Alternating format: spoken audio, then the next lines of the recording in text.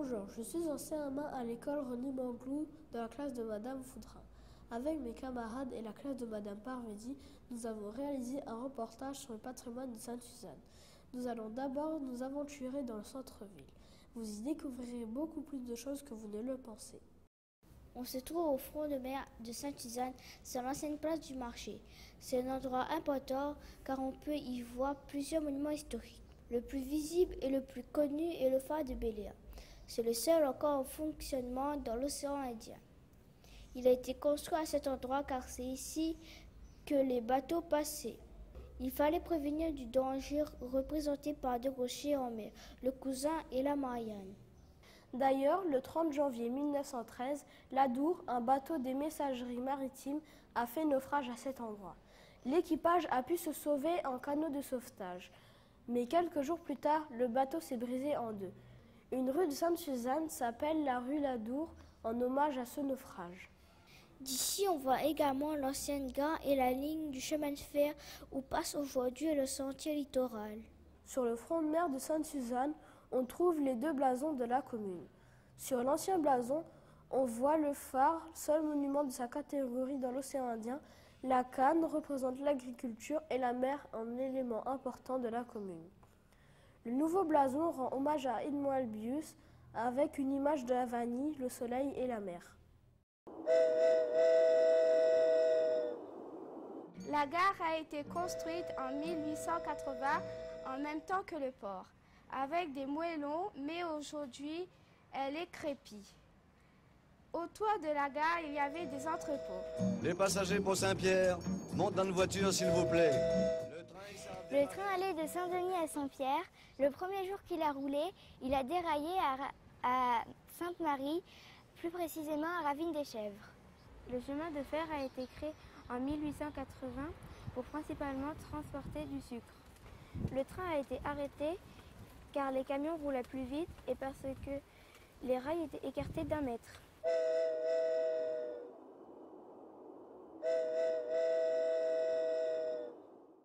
Voici la fontaine qui s'appelle les Trois Amours parce qu'il y a 3 anges. Elle est fait couler en métropole et c'est en fonte. Le tour est fait en pierre taillée. Les gens jettent des pièces dans la fontaine pour faire des vœux et on ne sait pas de quand elle date.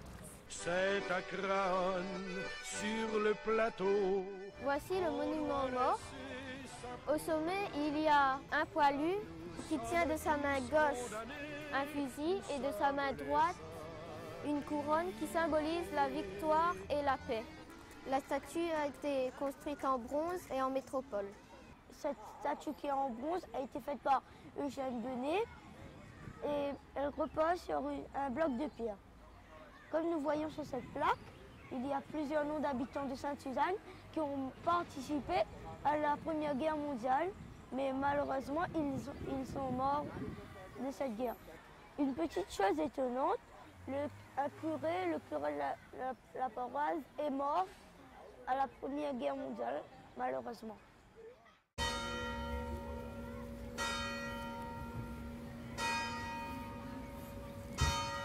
Les églises de la Réunion ont été construites en bois, mais elles étaient facilement détruites par les cyclones, les incendies et les termites. La première église de Sainte-Suzanne était en bois. On ne sait pas où elle se trouvait car elle a entièrement disparu. On a alors construit une église en pierre. Celle qui se trouve derrière moi date de 1830. Elle a servi de modèle pour les autres églises de l'île. On y voit 4 colonnes et un chapiteau de décoration. On voit les 3 cloches sur le côté. Elles ont été mises à cet endroit pour qu'elles n'abîment pas l'église en cas de cyclone. Évidemment, il n'y a plus personne pour les sonner. C'est automatique.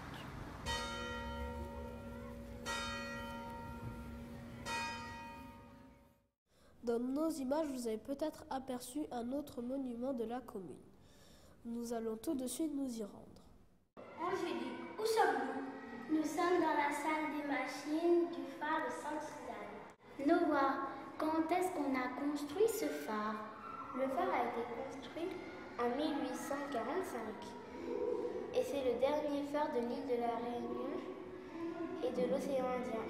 À quoi servait-il, Vincent? Il servait à prévenir les bateaux des dangers du Cousin et de la Marianne, deux rochers qui se trouvent au pied du fort. Combien de mètres mesure-t-il? 20 mètres de haut. Et il a 73 marches pour arriver au sommet du phare. Noah, et qui allumait le phare? C'est un gardien. Et le dernier s'appelait Monsieur Baïf. Ben maintenant, qui s'en occupe?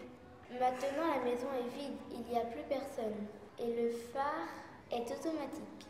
Retour à l'école de la cour de récré. 3 élèves s'interrogent sur un personnage emblématique.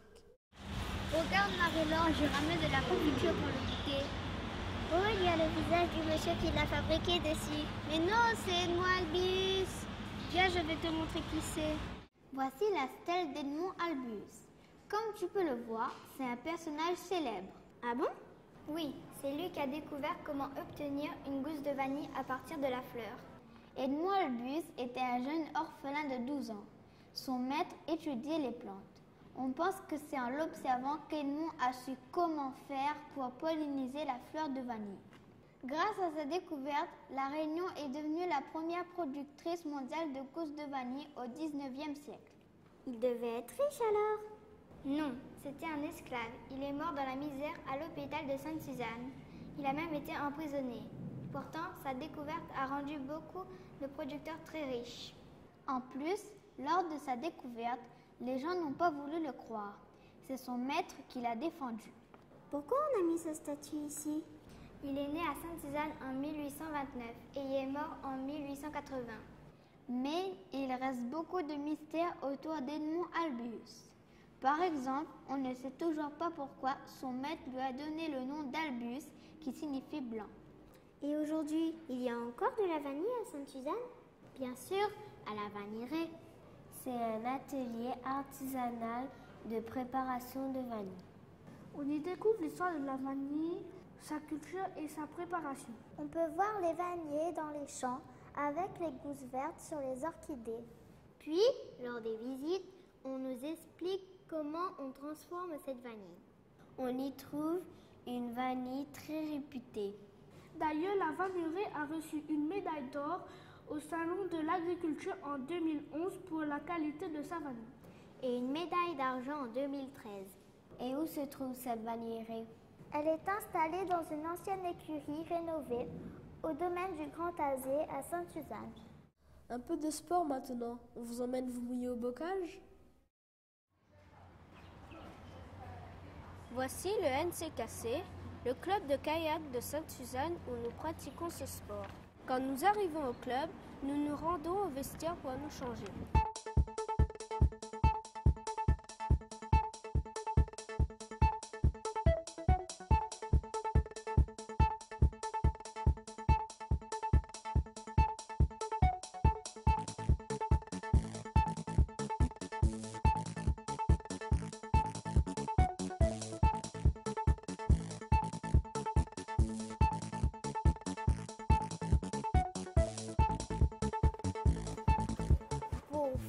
Du kayak, il nous faut un vieux t-shirt, un vieux short et un maillot de bain par-dessous. Et il nous faut surtout des chaussures fermées.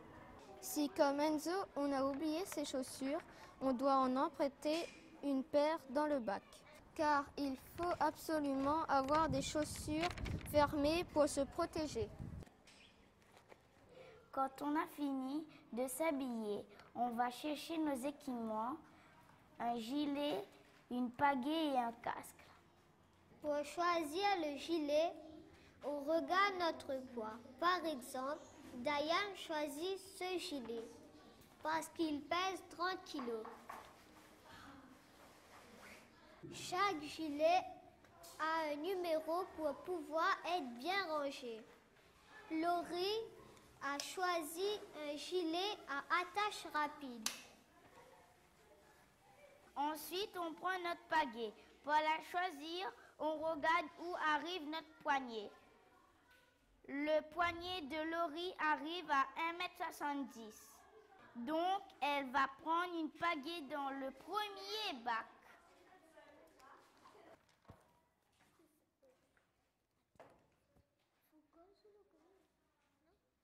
Pour l'instant, on n'a pas besoin de casque car on fait du kayak en eau calme.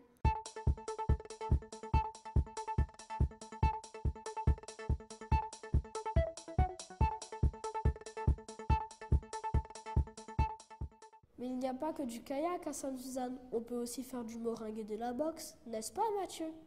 Bienvenue au centre Zéline d'Or de meringue et de boxe française. Suivez-moi, je vais vous présenter les lieux. Ici, c'est le pôle gestion où des personnes travaillent. Nous sommes précisément dans l'accueil. Ici, nous sommes à la cafétéria où on peut manger et faire des pauses café. Ici, nous sommes dans le rond meringue où nous faisons des combats.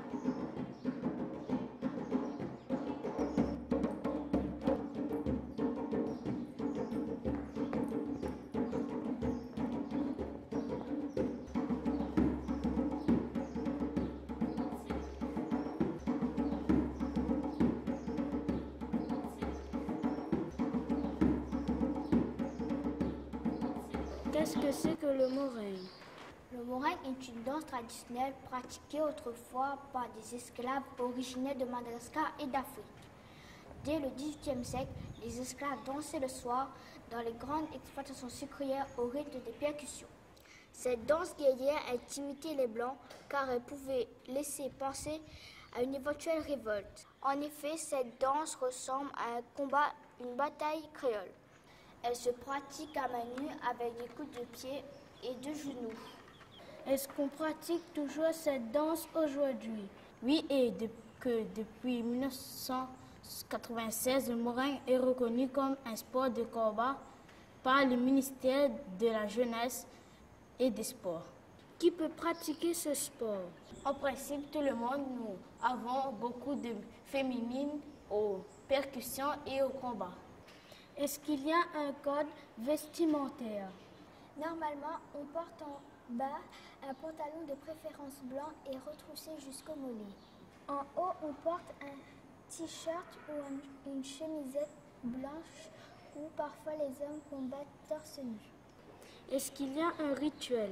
Tout commence par une cérémonie en cercle où chacun caresse la terre. Deux combattants se testent et se provoquent.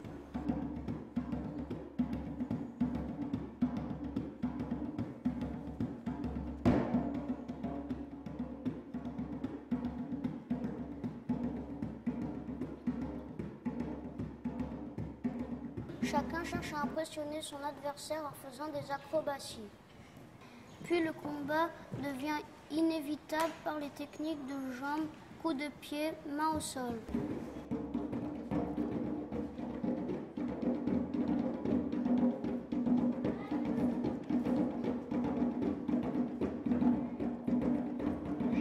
Le roulette, c'est un instrument de musique. Le roulette, ça sert à donner le rythme pour l'échappement et pendant le combat.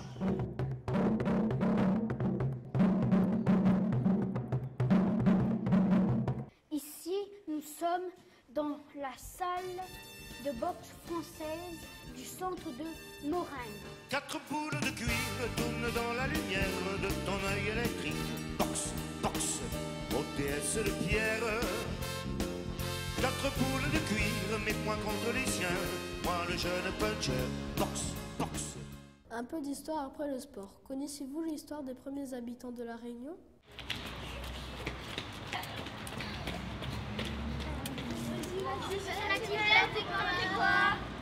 Je plante des graines, des fruits de la passion, un peu de tout, des chouchous, des fleurs et de la pastèque. Savez-vous que ça s'appelait melon d'eau avant? Oui. Mais il y a une histoire avec le melon d'eau. C'est pas l'histoire des 12 mutins? Ah oui, c'est vrai! Vous pouvez me raconter cette histoire? Bien sûr! Ce qu'il faut savoir, c'est que les 12 mutins sont arrivés en 1646 à la rivière Saint-Jean, car ils ont été exilés par le gouverneur Ponis. Pourquoi? Parce qu'ils ne voulaient pas reconnaître la femme du gouverneur.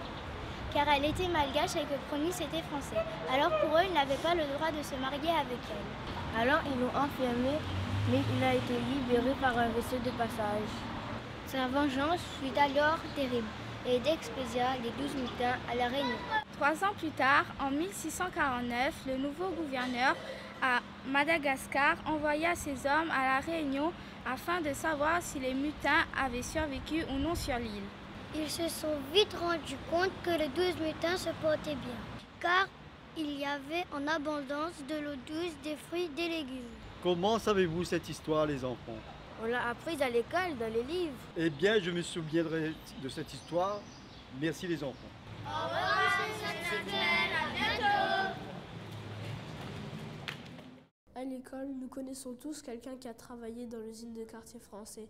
En menant notre enquête, nous avons appris que notre jardinier préféré y avait travaillé également durant sa jeunesse. Bonjour Monsieur Nativel. Bonjour, les enfants. Pouvez-vous vous présenter? Je suis Monsieur Nativel, Adrien, garçon de cours de l'école René Manglou. Le métier de jardinier était votre seul métier? Non, je suis jardinier chez René Manglou, mais je n'ai pas fait que ça comme métier.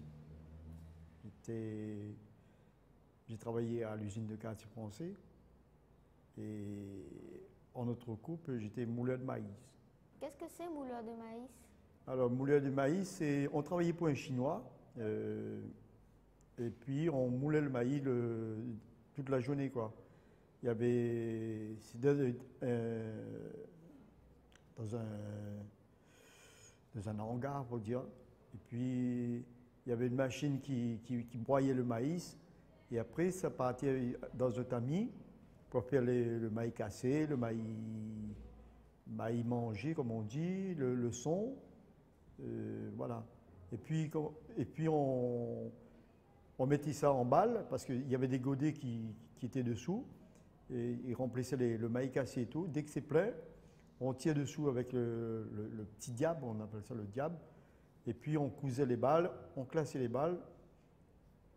Bien sûr qu'il faut peser les balles avant. Et après on rangeait ça.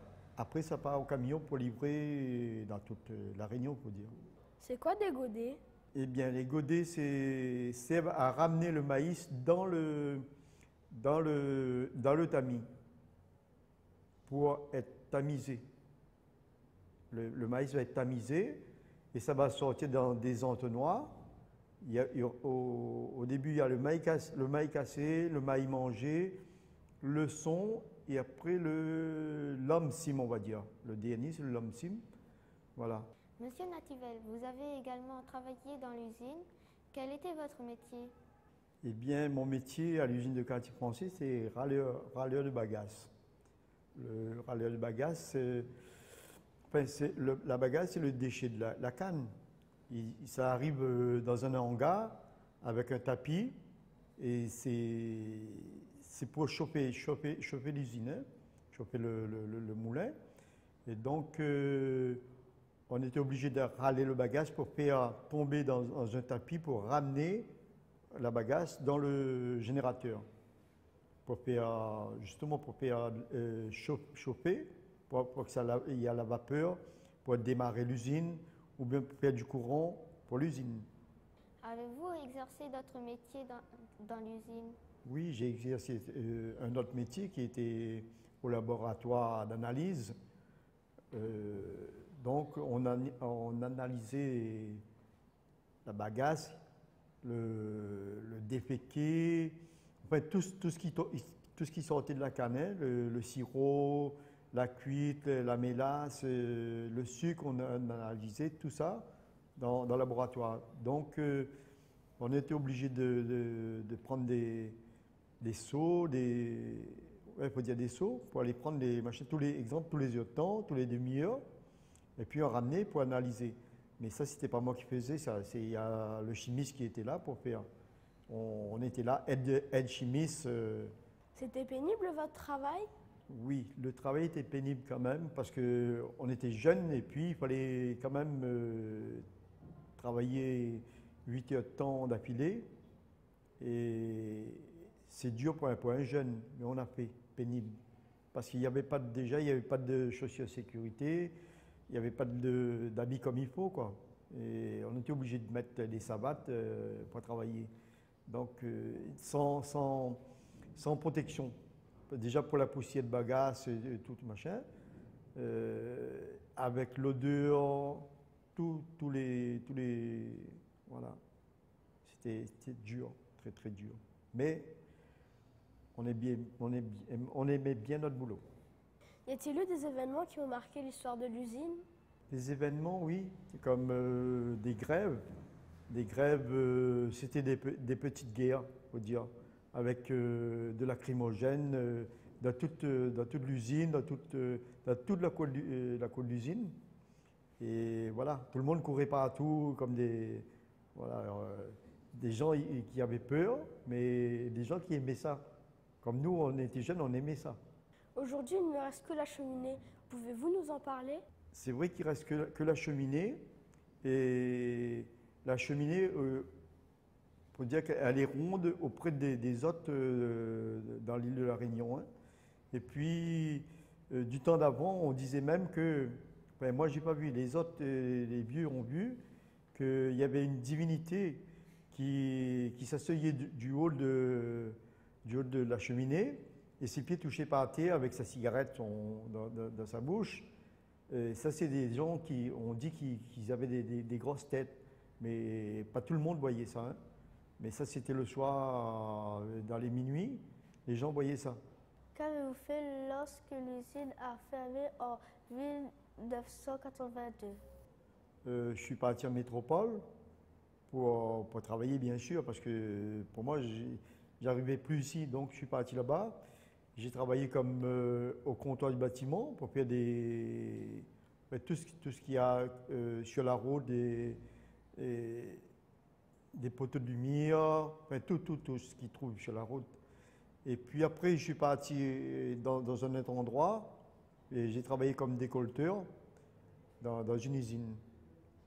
Et le décolletage, c'est travailler sur des tours, mais au lieu de travailler sur un tour, on travaille sur une vingtaine de tours. Une personne peut travailler sur une vingtaine de tours dans la journée.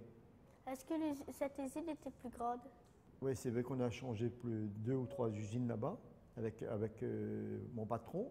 Mais la première usine que j'ai travaillé dedans, c'était une usine qui datait de la guerre 1945, parce qu'on travaillait encore dans l'ancien temps, pour dire. Les machines tournaient avec un moteur qui faisait tourner 10 machines d'un côté et l'autre moteur faisait tourner 10 machines de l'autre côté. Donc on travaillait sur ces machines-là pour faire des pièces qui vont aller sur les voitures, les cuisinières, en fait tout ce qui concerne, voilà, même des pièces pour les meubles, pour les avions, pour les bateaux, et même on a fait même des balles pour la guerre d'Irak, des balles, des masques à gaz. On a fait tout ça pour la guerre, pendant la guerre. C'était vraiment, là, cette usine, c'était vraiment dans l'ancien temps, faut dire. Même si c'était en 83, je crois. 83, ouais. C'était, non, voilà. Et après, on a changé d'usine pour. Il y avait même des tapis verts par terre. Ouais, c'était vraiment l'usine. Voilà. On travaillait pour l'Allemagne, la Suisse, l'Amérique, et puis bien sûr pour la France.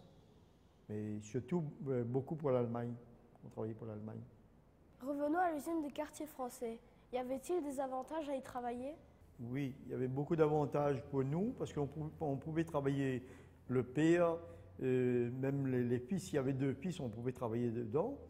Et puis les avantages, il y avait beaucoup d'avantages. Déjà, comme mon père lui était ancien, tous les mois, il gagnait ses 20 litres, non, ses 40 litres d'alcool, ses 40 litres de sucre, 40 kilos de sucre. Et bien sûr, moi, je travaillais au laboratoire, mais tous les matins, je menais 10 kilos de sucre à la maison. C'était ça les avantages. Et puis on était assez bien payés quand même dans ce temps-là. Voilà. C'était le front, donc voilà, on était bien payés, faut dire. Y a-t-il eu des accidents à l'usine de Quartier Français? Oui, il y a eu beaucoup d'accidents dans l'usine de Quartier Français. Et avec la vapeur, le résidu.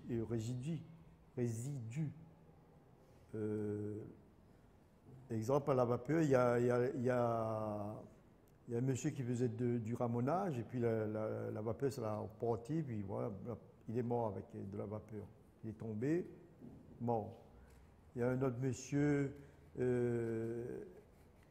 il est parti vers le tuyau de résidu, et le résidu le tuyau a pété, et le monsieur est tombé dedans, dans le résidu, ça l'a cuit tout son corps. Et on était obligé de prendre, dans ce temps-là, il n'y avait pas de machin spécial pour amener le corps, faut dire. Donc on a pris un goni, et avec deux boîtes de chaque côté, on l'a mis dessus.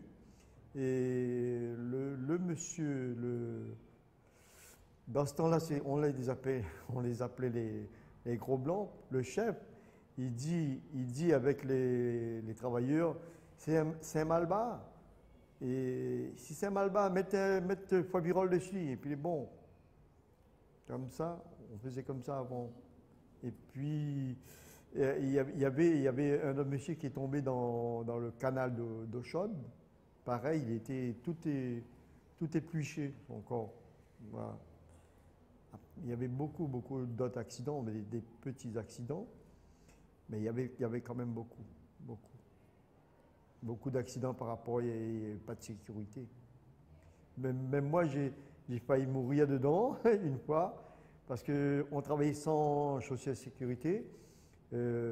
J'étais manœuvre dans la soudure, donc je suis monté sur les barrières en haut pour tenir les trucs pour souder. Mais comme il n'y avait pas de sécurité dans la soudure, ben j'ai eu un coup de courant dans le corps, et puis j'ai failli jeter mon corps. Voilà. Pourquoi on a construit une usine sucrière à Quartier Français? Eh bien, on a construit l'usine de Quartier Français, c'est par rapport au terrain, parce qu'il y avait de gros propriétaires. Et puis, c'est par rapport les deux rivières, la grande rivière Saint-Jean et la petite rivière Saint-Jean, pour amener l'eau à l'usine. C'est pour ça qu'on a construit là. Sinon, ça n'aurait été pas possible. Elle avait besoin de beaucoup d'eau? Oui, l'usine avait besoin de beaucoup d'eau pour faire tourner l'usine, justement. Et donc, c'est pour ça qu'on prenait de l'eau dans les deux rivières qu'on a amené par deux canaux. Un dans la rivière Saint-Jean et l'autre, enfin, la grande rivière Saint-Jean et l'autre, la petite rivière Saint-Jean. Donc, on tirait ça dans la petite rivière Saint-Jean de Délices jusqu'ici, à l'usine. À quoi servait l'eau dans l'usine? L'eau servait déjà pour laver, c'était quand même laver les cannes. Et ça venait dans la canne pour laver et puis pour faire le jus, pour faire le sucre après. On fait toutes les machins. Et l'eau servait, enfin, pour faire tout le nettoyage et puis pour chauffer l'usine, pour tourner les grandes roues, il fallait de la vapeur, et la vapeur, il faut de l'eau. Vous avez parlé de Délices tout à l'heure. C'est quoi Délices? La cascade Délices, justement, c'était pour emmener l'eau à l'usine. Et jusqu'à maintenant, il y a toujours le canal qui est là, il est existant toujours. Il y a des gens qui travaillent dessus jusqu'à maintenant. Il y a encore de l'eau dans le canal. Pour finir notre voyage, allons battre un carré à la cascade Délices avec une histoire longtemps. Bonjour, monsieur Nativel. Bonjour. On a une histoire pour raconter à nous sur la cascade Délices, s'il te plaît? Bien oui, mais une histoire pour raconter aux autres sur la cascade Délices. C'est l'histoire d'une sirène qui vivait dans la grotte près de la passerelle. Et à un certain moment de la journée, quand l'ombrage arrivait dans la grotte, elle happait les gens sûrement pour la manger. Et elle faisait ça souvent. Et à un moment donné, les gens demandaient au curé s'il pouvait venir pour bénir, pour faire enlever la sirène de là, quoi. Et puis, ben voilà, le prêtre il est venu avec plein de gens. Ils ont fait comme une messe et ils ont béni l'endroit. Et après, la sirène a déboulé dans la rivière et est partie comme en vague et jusqu'à la mer. Et on ne l'a plus revue jusqu'à maintenant. Mais si M. Naturel a nous, c'est une histoire pour raconter aussi Cascade des Lys, c'est l'histoire de Titine et Ticoc. Ah mais c'est bien, moi je veux bien écouter votre histoire. Nous va raconter où alors? Il y a bien longtemps, à quartier français, à l'époque de nos arrière-grands-parents, vivaient Titine et Ticoc, 2 enfants de 8 ans à peine. Ils habitaient dans la même cour, mais dans 2 maisons séparées qui se ressemblaient beaucoup. C'étaient 2 cases créoles qui se trouvaient dans la cour de l'usine. Ce lieu était immense. Titine et Ticoc venaient y jouer à cache-cache de temps en temps. Ils prenaient plaisir parce que les cachettes étaient nombreuses. Ils pouvaient grimper dans les manguiers, les lectis ou encore dans les pieds de jambon. Titine et Ticoc aidaient souvent leurs parents. Quelquefois, ils se rendaient jusqu'à la cascade des Lys pour chercher du bois. Rusés et courageux, les 2 enfants n'avaient peur de rien. Leur plus grande joie était d'aller se baigner et pêcher à la rivière. Un jour, tous les animaux tombèrent malades. Ce jour-là, tout le monde se réveilla très en retard, car les coqs n'avaient pas chanté. Le papa de Titine était furieux, car il arriva en retard à l'usine. Titine, appela sa maman, elle aura d'un peu manger pour bons animaux. Peut-être ça pas gagné assez hier soir. Surtout, allez pas baigner, Zati connaît que le bassin est creux. Sans perdre de temps, les enfants prirent chacun une serpette, un petit panier et un sombli, et ils se dirigèrent vers la cascade des Lys. Ils empruntèrent le sentier. Avant de traverser le petit pont métallique, Ticoc grimpa sur un pied de grain de bouchon et secoua violemment une grosse branche pour faire tomber les fruits. Titine les ramassa en choisissant ce qui était bien noir. Elle les déposa dans un des paniers. Ensuite, ils prirent le chemin de terre qui menait à la cascade. C'est ainsi que Ticoc et Titine arrivèrent au bord de la petite rivière. La moins la chose, s'exclama Titine. Moi, elle est fatiguée, dit à son tour Ticoc. Allons reposer un peu sur les rochers. Alors qu'ils dégustaient des fruits savoureux, ils virent une vieille femme vêtue de noir ramasser de l'herbe au bord de l'eau. Ils observèrent l'étrange femme. Ils remarquèrent qu'elle ne ramassait que les mauvaises herbes. Les bizarres, chuchota Ticoc. Ces herbes-là, ils sont mauvais. Peut-être même ils empoisonnent. Que ça, elle y s'est fait avec ça. La vieille femme aperçut les 2 amies. Elle découvrit alors sa laideur. Celle-ci s'approcha des 2 enfants terrifiés en criant « Ha ha ha !» Les 2 enfants reculèrent d'un pas. « Attention, Zed va tomber. Pas besoin Zed de la peur. Tout le monde y connaît à moi bien par ici. N'habite pas loin, un petit peu plus haut la cascade. Tous les jours, il vient par ici pour ramasser un peu d'herbe avec un peu de bread. Comme ça de joli marmaille comme Zot, il fait par ici. Nous aussi, nous l'a venu de manger pour les animaux, répond Ticoc. D'ailleurs, nous l'a fini, nous ça va la case, ajouta Titine. Zed n'a raison, il est l'heure pour rentrer. Mais moi, on a un petit problème, dit la vieille femme, gentiment en souriant. Mon sobic est trop lourd, ne gagnera pas grimper la côte. Si Zod y aide à moi jusqu'à la case, m'a donné à Zod un morceau de confiture papaye.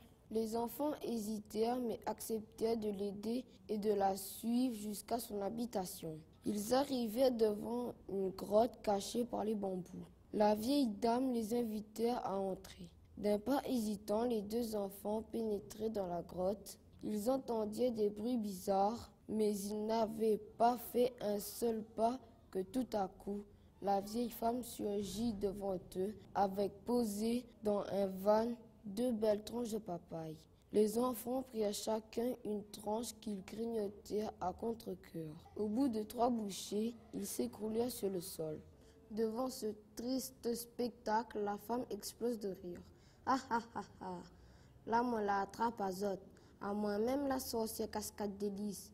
Mais croyez Zot t'es plus vite que ça, mais moi la gagne, donne à Zot un bon bruit, comme à Zot bonnes animaux. Ah ah ah! Elle retourna à son chaudron pour continuer à concocter de nouvelles potions. Pendant ce temps-là, un magnifique oiseau blanc avec une longue queue survola les alentours. Il s'approcha de l'entrée de la grotte et vit les 2 enfants allongés par terre. Aussitôt, il alla prévenir son amie la sirène. Soudain, dans un bassin à l'intérieur de la grotte, une lumière étincelante jaillit de l'eau. C'est la sirène qui chantonna à une berceuse. Je suis la sirène, la belle sirène. Si la sorcière n'endort Azot, viens voir à moi ma protège Azot. La sorcière, intriguée par tant de bruit, arriva sur les lieux. Elle se boucha les oreilles pour ne pas entendre la mélodie. Malgré ses efforts, la chanson magique la neutralisa. Soudain, elle resta raide, comme une statue.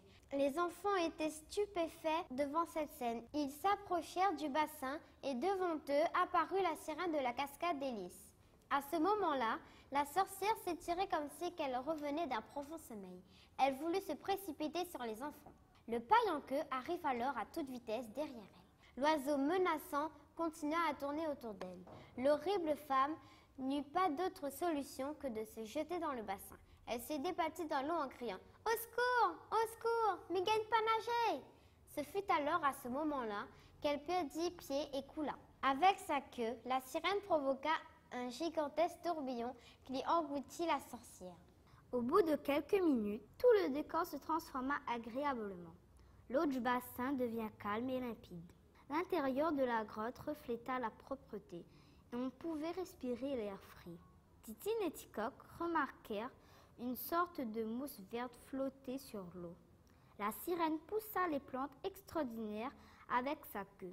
Ticoc les ramassait précieusement. « Nous remercions beaucoup, dit Titine. Papa avec maman sera content de retrouver des animaux guéris. À chaque fois qu'on aura un problème, viens à moi, ici même, dit la sirène. Les enfants, accompagnés du paille-en-queue, quittèrent la grotte. Une fois rentrés, Titine et Ticoc racontèrent à tout le village ce qu'ils avaient vécu. La mère de Titine la reprimanda. « À partir d'aujourd'hui, où ça a plus d'un fond d'hélice, toi bien nous autres sirènes va emporter à autres un de ces jours. » Les autres parents, inquiets, en firent de même. Ainsi, Titine et Ticoc ne retournèrent plus jamais à cet endroit. Aujourd'hui, à la cascade d'Hélice, on dit qu'il n'y a plus de sorcières ni de sirènes. Mais la grotte est toujours là.